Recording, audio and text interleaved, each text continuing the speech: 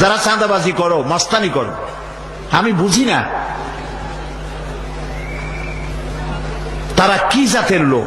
গায়ের রক্তটা কিসের? মানুষের রক্ত না পশুর রক্ত? চাঁদাবাজি করতে যাও কি জন্যে?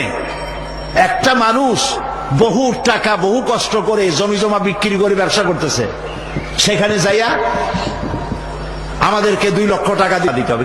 চাঁদাবাজ এবং মাস্তান যারা চাঁদাবাজি করতে যাও, মানুষের কাছে খয়রাত চাও, ও ভিক্ষা করে খাওয়া অনেক ভালো।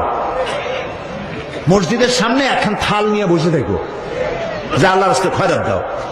দোকানদারের কাছ থেকে চাঁদাবাজি করা, বিল্ডিং কেউ নতুন বানাইতে পারে না, অমনি হাজির। গলায় সোনার চেন, হাতে কতগুলো আংটি, তারপরে হাতে মোবাইল, গলায় সোনার চেন। শহরের মহা উল্লুক জানোয়ার বলতেছে এখানে ইট ফেলাইতে পারবে না, রড দিতে পারবে না আমাদেরকে সান্দানা দিয়া। এটা কি মানুষ? বলেন মানুষ? এরা মানুষের সন্তান? এরা জানোয়ার, পশু।